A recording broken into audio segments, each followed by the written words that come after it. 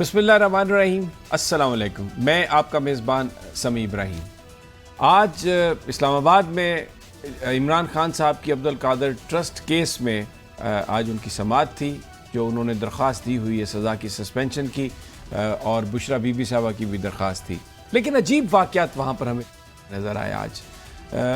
آج یہ ہوا کہ صحافیوں کو بھی جانے سے روکا گیا، آج وکلاء کو بھی جانے سے روکا گیا، جن لوگوں کے پاس خصوصی پاسز تھے ان کو بھی کمرہ عدالت میں نہیں جانے دیا گیا۔ اور پھر کمرہ عدالت کے اندر جو ہوا اس میں جو تاریخ ہے اگلی، وہ 16 اکتوبر دی گئی۔ بڑا ایک عجیب انداز تھا۔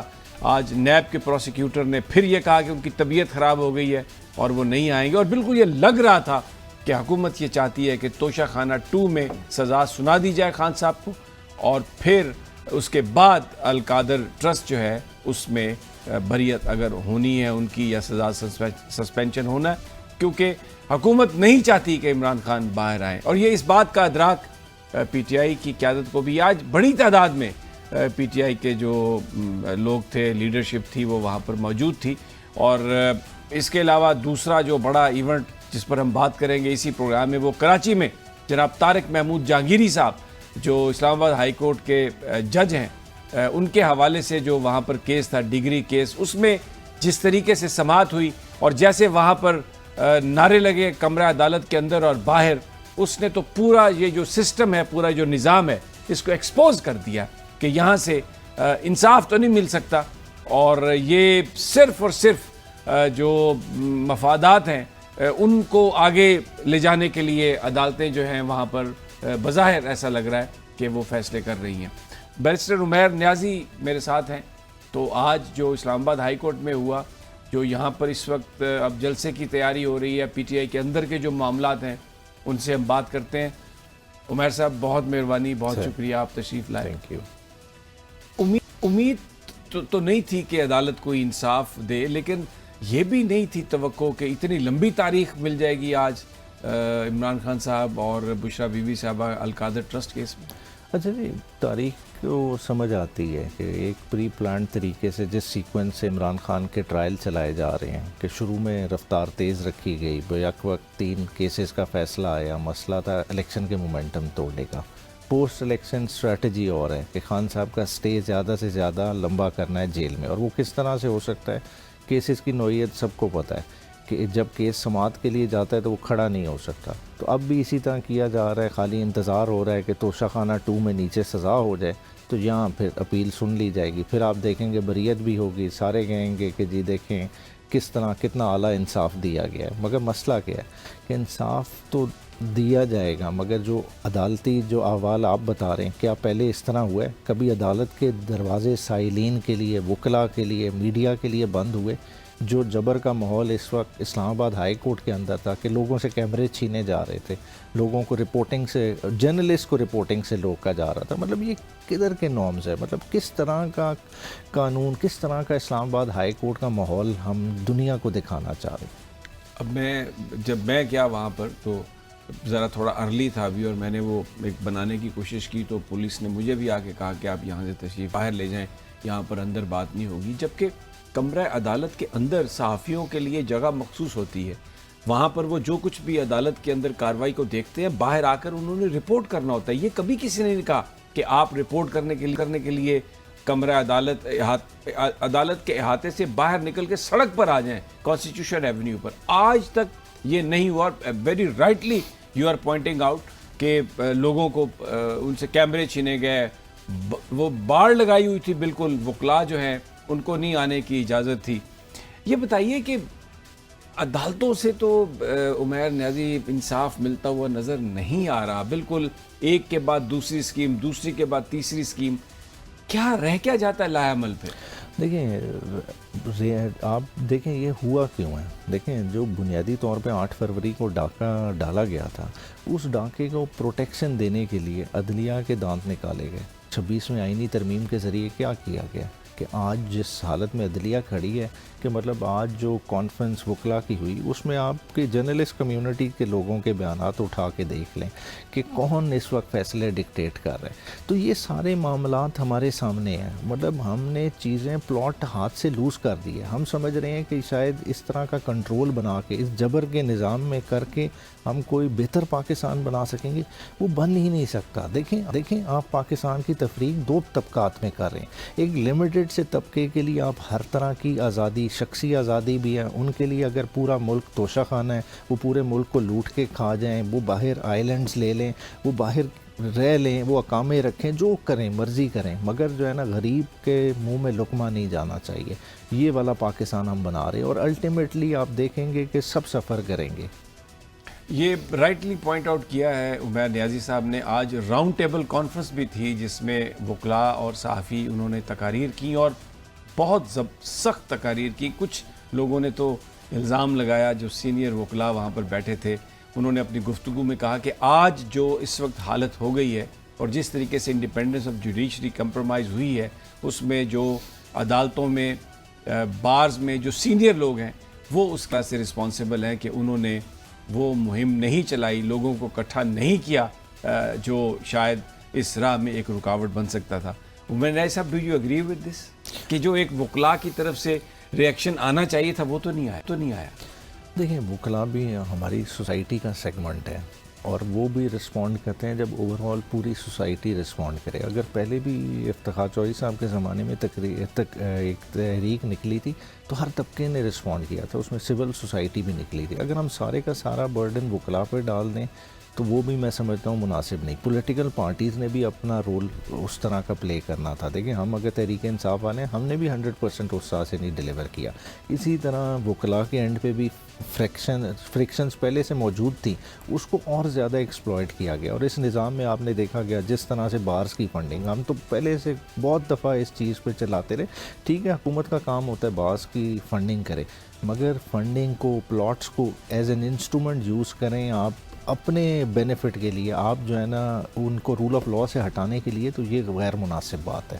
پوری جو ایک لاٹ ہے اس کو، ایک پورا جو انسٹیٹیوشنز تھا بارز کا، اس کو پیسے کے پیچھے لگا کے جس طریقے سے وہ ہمیشہ سٹینڈ لیتے تھے، اس سٹینڈ کو ختم کر دیا گیا، اس موقف کو ختم کر دیا گیا. یہ تو وکلاء کا جو انسٹیٹیوشن ہے اس کو برباد کرنے کی کوشش کی گئی. خود آپ دیکھ لیں نا، کل کی سب سے بڑی جو ہیڈ لائن کہ بلوچستان جیسا صوبہ جس میں غربت اس وقت پاکستان میں سب سے زیادہ ہے، اس کا سی ایم آتا ہے اور 10 کروڑ کا چیک، اور یہ لے لیتے ہیں 10 کروڑ غریبوں کا پیسہ. اس ظلم کیا ہو سکتا ہے اور پیسے دلانے کے پیچھے کیا مقصد ہے؟ آپ خود اس کو بہتر سمجھتے ہیں. بات ہے کہ جن اسمبلیوں کا مینڈیٹ ہی چوری شدہ ہے، اگر انہی کو ہم نے پروٹیکشن دینی ہے، انہوں نے حکومتی عوام کے وسائل استعمال کرنے اپنے اقتدار کو طوالت دینے کے لیے، تو پھر تو نظام کا دیا پانچا ہی ہونا ہے. سیاست کو ختم کرنے کے لیے سپریم کورٹ میں بارز کے الیکشنز میں جیتنے کے لیے جو وہ سارے پلاٹس دیے گئے، جو ساری ہاؤسنگ سوسائٹی کا سکیم، لوگ اب ووٹ اس بنیاد پر تو دیتے نہیں ہیں کہ کون غلط ہے اور کون صحیح. وہ تو یہ دیکھتے ہیں کہ ہمیں پلاٹ کون دلوائے گا، ہمارے لیے مراد کون مزید لے کے آئے گا. پہلے وکلاء کے الیکشنز میں تو یہ چیزیں نہیں ہوتی تھی اس طرح. اچھا دیکھیں ابھی بھی جنرلی وکلاء کے الیکشنز میں نہیں ہوتے، ایک لمیٹڈ سا طبقہ ہوتا ہے. مگر ظاہری بات ہے کہ وکلاء کے الیکشن ایک، کیونکہ جیسا جنرل الیکشن ہوتا ہے جس میں کروڑوں لوگ ووٹ دے رہے ہوتے ہیں، یہ ایک لمیٹڈ سی کلاس کا الیکشن ہوتا ہے. تو اس میں ظاہری بات ہے یہ اس طرح کی چیزیں جو ہے نا اثر رکھتی ہیں. وہ رزلٹ جہاں 100 ووٹوں کا فرق ہو اس کو مٹانے کے لیے کافی ہو. توشہ خانہ 2 میں جو لوگ عمران خان صاحب کے ساتھ کام کرتے تھے، جب انہوں نے آ کے گواہی دی تو انہوں نے آ کے تو بالکل خان صاحب کو ایگزونریٹ کر دیا ہے. اور اگر دیکھا جائے قانونی لحاظ سے تو جو سلمان صفدر صاحب کی یہ بات ہے کہ یہ کیس تو بالکل ختم ہو چکا ہے، تو پھر بھی حکومت اس میں سزا دے گی. دیکھیں سزا تو لکھی ہوئی ہے، رائٹنگ آن دا وال ہے، وہ تو ہر کسی کو نظر آ رہی ہے. مگر سوال یہ بنتا ہے کہ وہاں سے چلیں آپ نے عمران خان کا کیس چلا لیا، کیا زرداری صاحب کا توشہ خانہ نہیں کسی کو نظر آتا؟ کیا نواز شریف صاحب والا نہیں نظر آتا؟ بعد میں جو گزرے ہیں، بات ہے کہ جو گواہ بطور گواہ پیش ہو رہے ہیں، کیا انہوں نے توشہ خانہ سے چیزیں نہیں لی ہوئی؟ کیا ان کا کسی سے حساب لیا گیا؟ جہانگیر ترین کا جو سیکٹری ہے، اس کا بھائی جو اس نے جمع کروایا تھا ادھر پی ایم ہاؤس میں، وہ ہر کیس میں عمران خان صاحب کے خلاف گواہ ہے. اب دیکھیں ایک پیڈ ملازم وہ زیادہ معتبر ہو گیا اور آپ نے وقت کے ایک سابقہ وزیر اعظم کو آپ اس طرح سے اس کی تضییق کر رہے ہیں. بات ہے دیکھیں مسئلہ یہ نہیں ہے عمران خان پہ یہ وقت گزر جانا ہے، مگر جو ہم اپنی سوسائٹی میں انفلوئنس کریٹ کر رہے ہیں نا، دیکھیں مسئلہ کیا ہو رہا ہے. پاکستان ایک غریب ملک ہے، 25 کروڑ کا ملک ہے. اس 25 کروڑ عوام کے پیچھے اس کے نام پہ آپ قرضے لیتے ہیں اور وہی قرضے اس ظلم اور جبر کے نظام کو قائم رکھنے کے لیے استعمال ہو رہے ہیں. جو آپ نے پلاٹس والی بات ہے، پیسہ کدھر سے سرکولیٹ ہو رہا ہے؟ یہ اسی غریب عوام کا پیسہ ہے. پھر آگے جو تنخواہیں مراد، یہ سارا سسٹم بنا ہوا ہے، اوور آل اسی یارڈ سٹک میں چل رہے ہیں. جو جھوٹے گواہ پیش ہو رہے ہیں وہ کیوں پیش ہو رہے ہیں؟ وہ یہی مال. اچھا، جلسہ پشاور کا تیاری کیسی ہے؟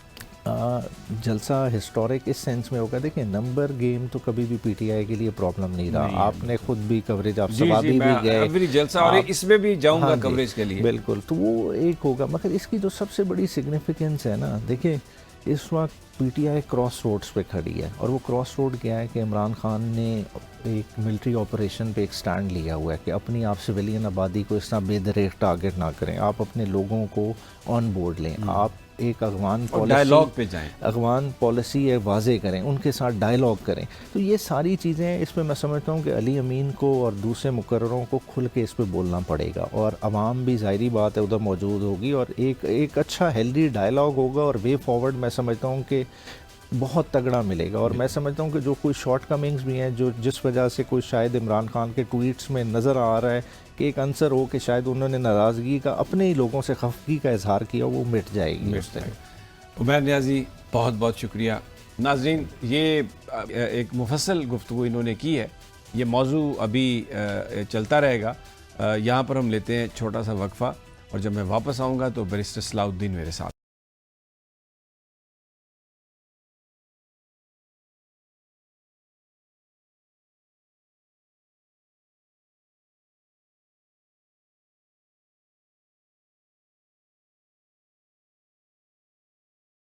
ویلکم بیک ناظرین، اور اب ہم کراچی کا رخ کرتے ہیں، جہاں آج جسٹس طارق محمود جہانگیری کا معاملہ عدالت میں اٹھایا گیا، اور سندھ ہائی کورٹ نے وہ درخواست نپٹا دی، خارج کر دی سارا، اور ایک ایسا فیصلہ سنایا، وہاں پر ہم نے دیکھا سنایا گیا، جس میں سائل جو ایک جج تھا وہ موجود تھا، لیکن اس کی بات ہی نہیں سنی گئی.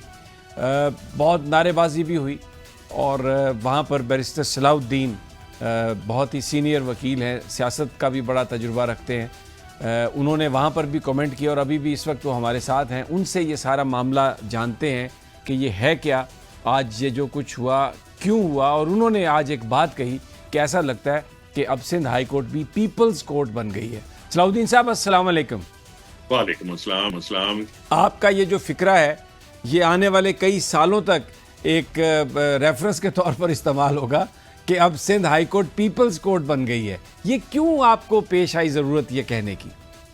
دیکھیں مسئلہ یہ ہے کہ تو چیز 26ویں ترمیم جب آئی تھی، اور جب سیاستدانوں کو جوڈیشل کمیشن میں اکثریت دے دی گئی تھی اس ترمیم کے تحت، تو اس کے بعد تو یہ سامنے صاف واضح تھا سب کے کہ اب جو ججز ہیں ان کی تقرریاں، ان کی پروموشنز، ان کی اپوائنٹمنٹس، چاہے خواہ وہ سپریم کورٹ میں ہوں یا چیف جسٹس ہوں یا ایز آئینی بینچز کے سربراہ کے طور پہ ہوں یا آئینی بینچ کے ممبران کے طور پہ ہوں، یہ سب چیز جب اس کا الٹیمیٹ کنٹرول جب سیاستدانوں کے پاس آئے گا تو نیچرلی عدالتوں کا بھی پھر ایک سیاسی رنگ اور سیاسی جھکاؤ نظر آنا شروع ہو جائے گا.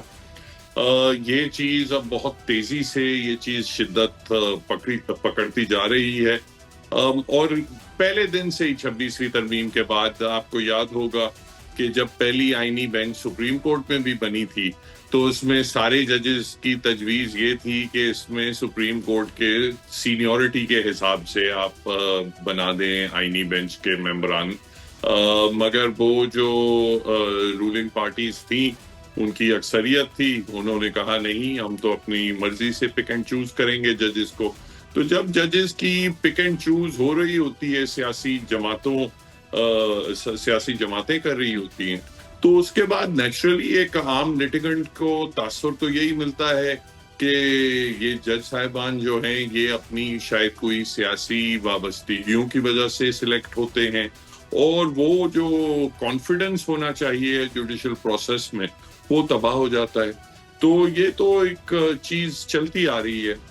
یہ جو فی الحال جو کیس تھا طارق جہانگیری صاحب کا، اس کا آپ نے حوالہ دیا، وہ کیس یوں تھا کہ 2024 میں کراچی یونیورسٹی کو کسی شخص نے، کوئی اورنگی میں شاید کوئی رہائش پذیر تھے کوئی شخص، انہوں نے کراچی یونیورسٹی کو خط لکھا کہ مجھے لگتا ہے کہ یہ طارق جہانگیری کی جو ڈگری ہے اس میں کوئی مسئلے ہیں، تو آپ اس کو ویریفائی کریں. اور کراچی یونیورسٹی نے فوراً 3 یا 4 دن کے اندر اپنا کراچی یونیورسٹی نے کہا کہ جی ہاں، ان کی ڈگری جو ہے وہ ہم نے ایشو تو کی ہے، مگر ان کا جو رول نمبر ہے وہ ان کو بھی الاٹ ہوا ہے اور کسی اور شخص کو بھی الاٹ ہوا ہے. تو اس لیے ہم سمجھتے ہیں کہ یہ ڈگری جو ہے یہ قانون کے خلاف ہے، کیونکہ 2 اشخاص کو ایک انرولمنٹ نمبر نہیں دیا جا سکتا. تو اس بنیاد پہ بنا کے آبویسلی کراچی یونیورسٹی نے اس وقت یہ مناسب نہ سمجھا کہ جو ڈگری ہولڈرز ہیں ان کو بلا کے پوچھ لیا جائے، ان سے ان کے اوریجنل کاغذات طلب کر دیے جائیں. یہ سب چیزیں اس فارمیلٹی میں نہیں پڑے اور انہوں نے اٹھا کے ڈگری کینسل کر دی. کئی وکلا نے، بار ایسوسی ایشنز نے اس کو ہائی کورٹ میں چیلنج کیا. ہائی کورٹ نے اس وقت سسپینڈ کر دیا.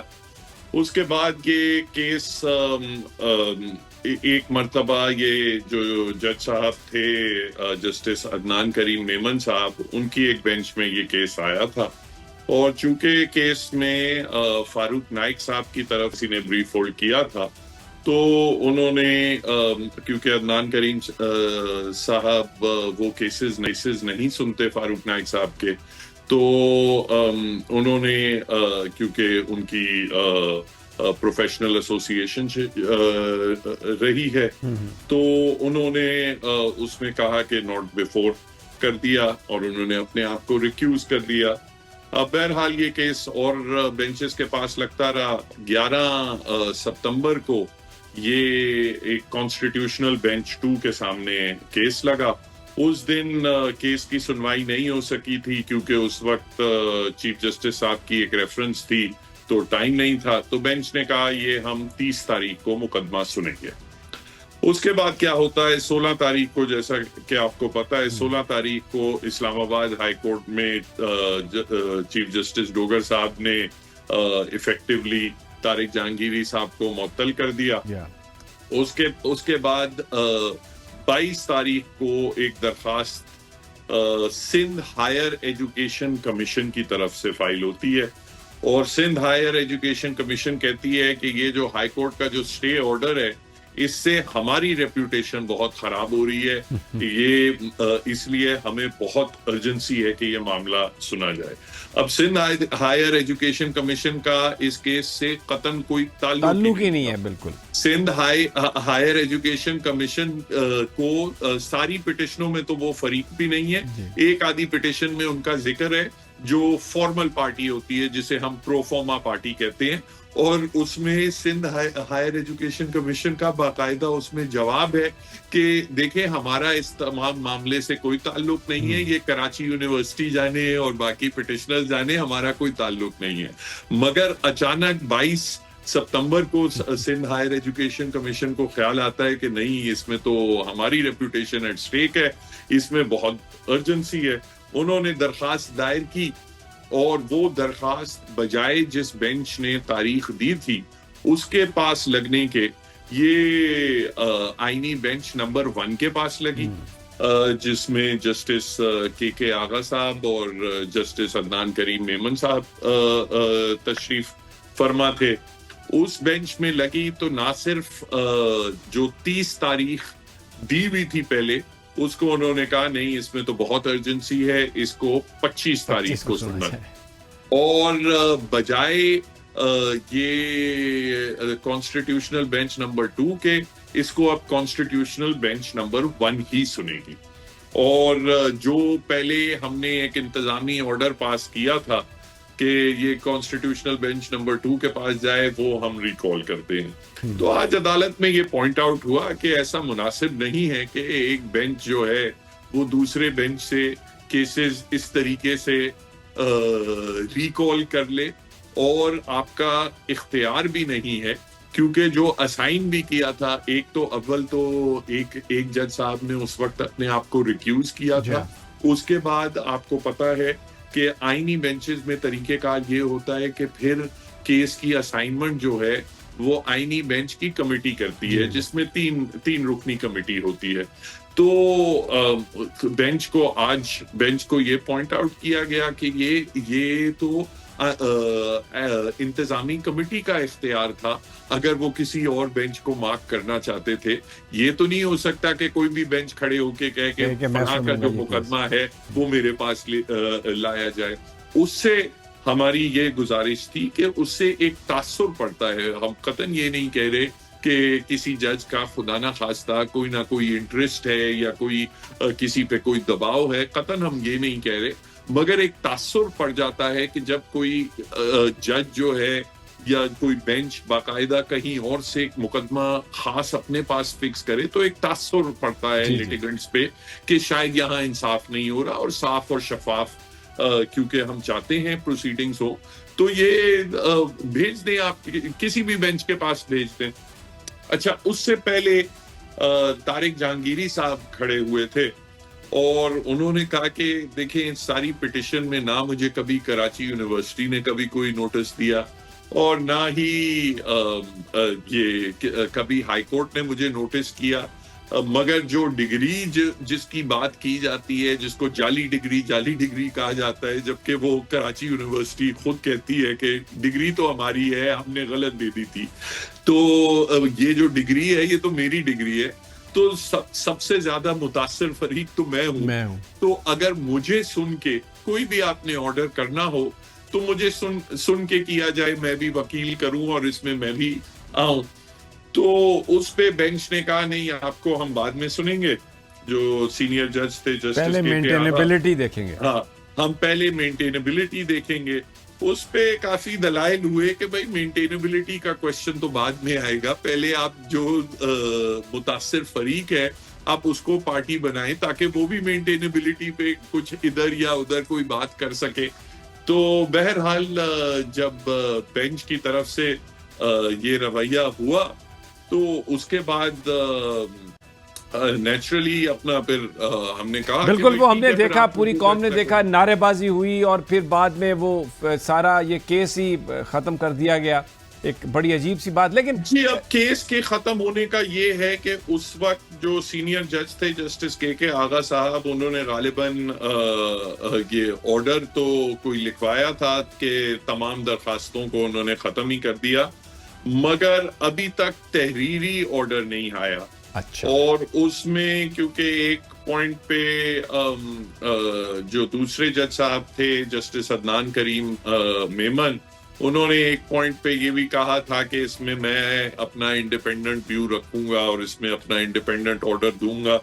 تو اب یہ پتہ نہیں ہے کیونکہ تحریری حکم نامہ سامنے نہیں آیا, تو اس لیے یہ پتہ نہیں ہے کہ الٹیمیٹلی اس کیس کی الٹیمیٹلی وہ آرڈر کیا ہوا ہے, وہ جب تحریری شکل میں آئے گا, مگر کورٹ میں یہ اناؤنس ہوا تھا.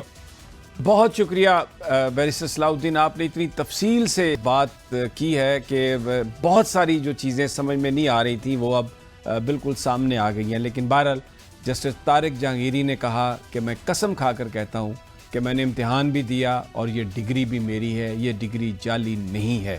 لیکن جو سندھ ہائی کورٹ کا آئینی بینچ کا جو روسٹرم ہے وہ ان کو عملی طور پر تو نہیں دیا گیا, کیونکہ یہ کہہ دیا گیا کہ پہلے ہم مینٹینیبلٹی پر دیکھیں گے, غور کریں گے, پھر اس کے بعد فیصلہ ہوگا. تو یہ کراچی سے رپورٹ تھی. ناظرین, یہاں پر ہم لیتے ہیں ایک چھوٹا سا وقفہ, ہمارے ساتھ ہی رہیے.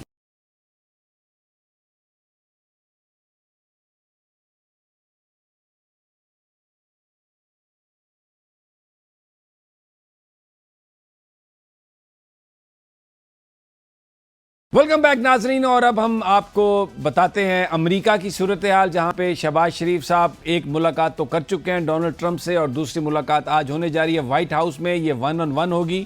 اس میں جو یہ بائی لیٹرل جو معاملات ہیں وہ اس میں زیر بحث آئیں گے. لیکن بڑا سوال یہ ہے کہ ٹرمپ صاحب کی جو اتنی محبت پاکستان کے ساتھ جاگی ہے، پاکستان سے وہ چاہتے کیا ہیں، اور کیا شہباز شریف صاحب وہ سب کچھ جو ٹرمپ چاہتے ہیں دے سکتے ہیں؟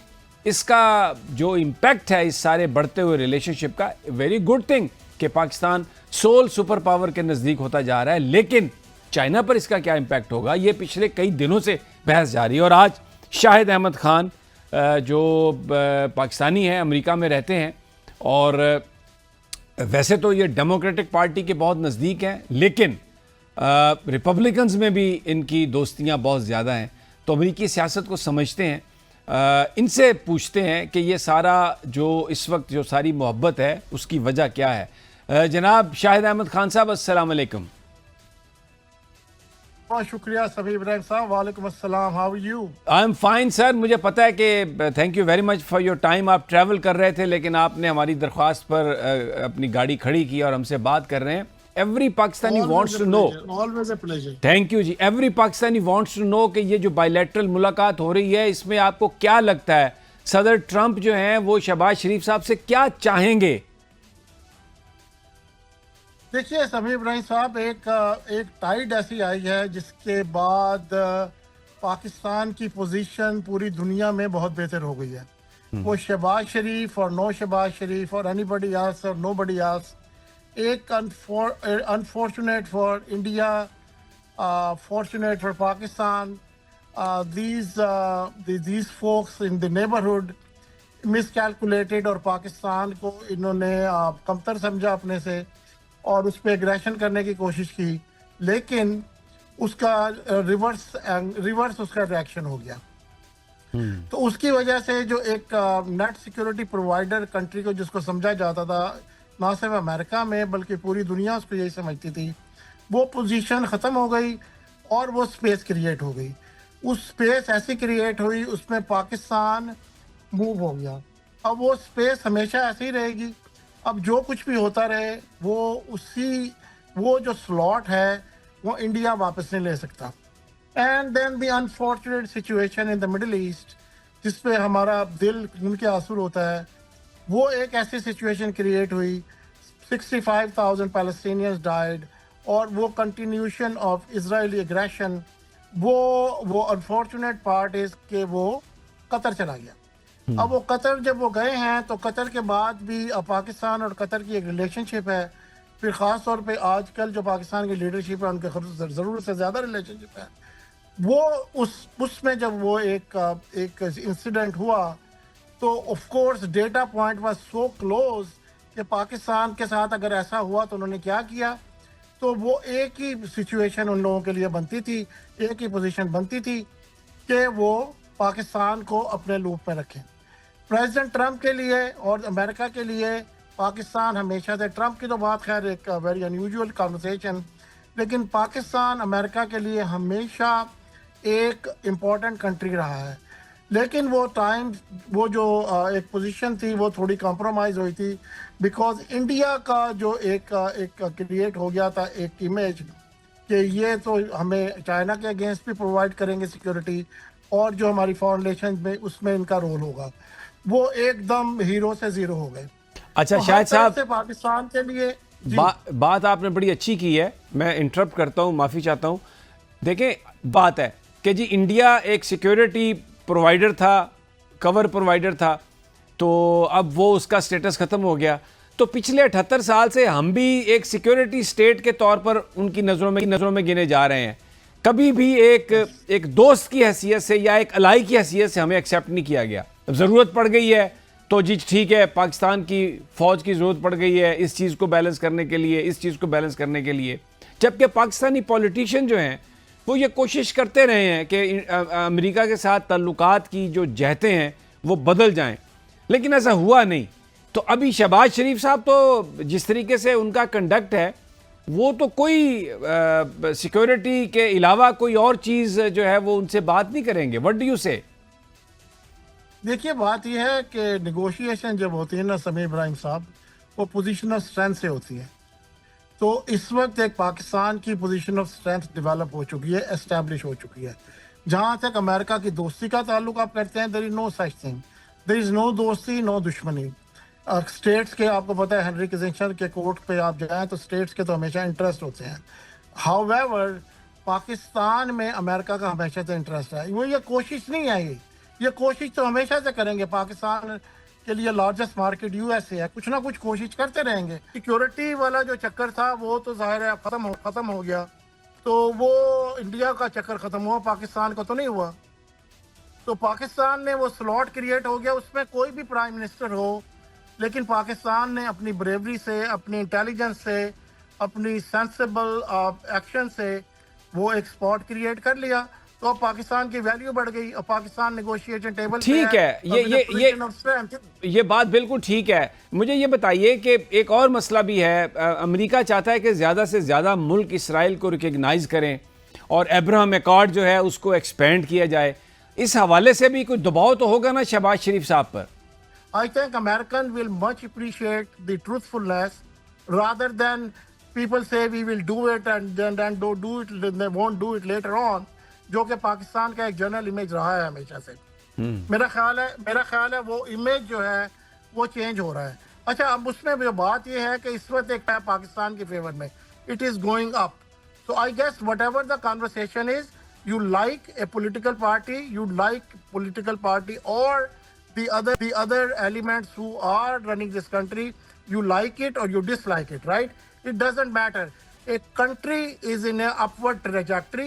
एक space एक create हुई है, उस पे as a nation we should be appreciative of the God Almighty जिसकी वजह से create हो गई है, and we should ride the tide. And we should get something for our nation. Definitely. For this nation. ये एक बड़ी खुशी की previously नहीं हुआ। Definitely. Previously नहीं हुआ ना। जी जी आप देखें नेटो की पूरी सप्लाई कई साल तक यहाँ से चलती रही। हमारी सड़कें भी पाकिस्तान की टूट गई, रेलवे भी टूट गई, no toll, no nothing else. लेकिन पाकिस्तान को क्या मिला? Nothing, right. अगर कोई सेंसिबल, उसी वक्त भी मैं आपकी मिसाल ये दे रहा हूँ, अगर कोई सेंसिबल उस वक्त भी लीडरशिप होती, सेंसिबल तो होंगे यकीनन, लेकिन जिसने नेशन का भी सोचा होता, तो वो रेल रोड बनवाते, कुछ सड़कें बनवाते और उस पे नेटो की सप्लाई होती, but that did not happen. बिल्कुल आपकी बात सही है। अच्छा, अब मुझे ये बताइए कि ये बड़ी अच्छी बात है पाकिस्तान के लिए अमेरिका से ताल्लुकात अच्छे होना, वेस्ट के साथ ताल्लुकात अच्छे होना, बड़ी इसमें बड़ी अपॉर्चुनिटीज जो हैं वो भी निकलती हैं, लेकिन चाइना के साथ ताल्लुकात मुतासर नहीं होंगे फिर? देखिए ये जो भी हुआ है ना, जो मिडिल ईस्ट में पाकिस्तान के साथ हुआ, ये चाइना की और अमेरिका की नॉर्थ के साथ हुआ है। ये माने या ना माने, this is what it is. अच्छा, ये बहुत बड़ी स्टेटमेंट आप दे रहे हैं। बस ऐसे ही देखें आप। अब इसको रिवर्स ऑर्डर में आप इसको देखें और ये जो सीक्वेंस ऑफ इवेंट्स देखें और उसके बाद वर्ल्ड का रिएक्शन देखें, चाइना और अमेरिका का रिएक्शन देखें, so you will figure out कि मैं जो कह रहा हूँ उसमें ट्रूथ का एलिमेंट है। ठीक है। अच्छा, जो सऊदी अरब के साथ डील हुई है, तो सऊदी अरब भी अमेरिका के बड़े क्लोज है, तो ये पाकिस्तान के लिए it will bring some more good, या कुछ लोगों का के लिए समीर इब्राहिम साहब, इस पाकिस्तान के लिए देखिए, सऊदी अरब हमारे पाकिस्तान में तो इन्वेस्ट नहीं करेगा, क्योंकि नथिंग मेक बिजनेस सेंस है। कोई यहाँ पे फैक्ट्री तो लगा नहीं सकते। नहीं, वो कह रहे हैं कि हम 10 बिलियन डॉलर का जो ऑयल रिफाइनरी लगवाएंगे। Saudi Arab is saying that. Ibrahim साहब, मेरे ख्याल में 10 billion dollar, 20 billion dollar Pakistan को स्मॉलर स्केल पे अमेरिका वाला मॉडल अडॉप्ट करना चाहिए, जिसमें पाकिस्तान की कैपेसिटी है और वो इन्हांस कर सकता है। वो है मिलिट्री इंडस्ट्रियल कॉम्प्लेक्स, जो अमेरिका का बेसिक इकोनॉमिक्स का जो उनकी पोजीशन है, वो पाकिस्तान के पास कामरा भी है, वाह भी है, टैक्सला भी है, and many other stuff which can be expanded और which is going to be beneficial for these countries who are trying to be allied to Pakistan. उस पे उनका इंटरेस्ट ज़्यादा होगा, rather than putting a refinery or a tile factory or anything else, or towel factory, whatever it is, which is not going to make sense. So Pakistan should package it a country जिसकी economics जो है it be based on military industrial complex on a small scale, not like America or not like England, but that is the industry which Pakistan expand.